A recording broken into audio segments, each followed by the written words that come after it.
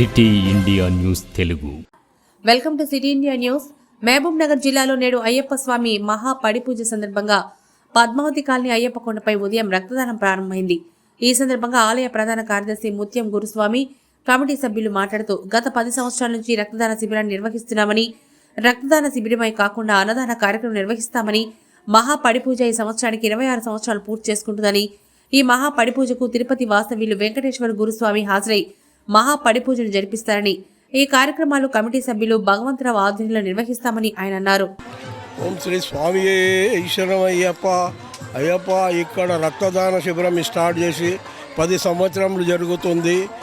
ఇప్పుడు భారతదేశంలో ఎక్కడ కూడా లేదు. రక్తదాన శిబిరం మొదలు అయ్యప్ప కొండపైన మహబూబ్నగర్లో స్టార్ట్ అయింది. ఇక్కడ 300 యూనిట్ల వరకు రక్తదానం జరుగుతున్నది. కాబట్టి ప్రతి అయ్యప్ప వచ్చి ఇక్కడ రక్తదానం ఇవ్వచ్చు.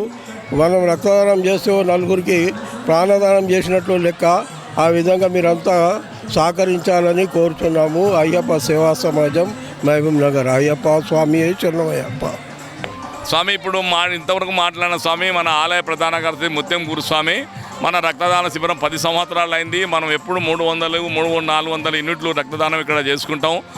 భారతదేశంలో మొట్టమొదటిసారిగా అయ్యప్ప కొండపైన 10 సంవత్సరాల క్రితం ఇక్కడ రక్తదాన శిబిరము ఆలయ సేవా సమాజం కమిటీ తరఫున రెడ్ క్రాసు ప్రభుత్వ ఆరోగ్య సంస్థ ద్వారా ఏర్పాటు చేయడం జరిగింది.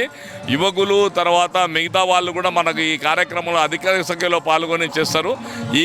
ఈ విధంగా మనకు అన్ని రకాల సేవాభావమే కాక రక్తదాన శిబిరాలు, అన్నదానము, ప్రతి ఒక్కటి మహాపడి పూజ కార్యక్రమం కూడా 25/12/2023 ఈ సంవత్సరానికి 26 సంవత్సరాలు అవుతుంది. మహాపడి పూజ కార్యక్రమం ఇక్కడ దేదీప్యమానంగా చేస్తుంటాం. తిరుపతి వాస్తవ్యులు వెంకటేశ్వర గురుస్వామి గారి ఆధ్వర్యంలో రాత్రి మహాపడి పూజ కార్యక్రమం జరుగుతుంది. ఆలయ పూజారుల చేత ఇప్పుడు మనకు అభిషేకం జరిగింది. ఇప్పుడు భోజన కార్యక్రమాలు కూడా అందరికీ భక్తులకు ఎన్ని వేల మంది రాని వాళ్ళకందరికీ భోజన కార్యక్రమం కూడా ఏర్పాటు చేయడం జరిగింది.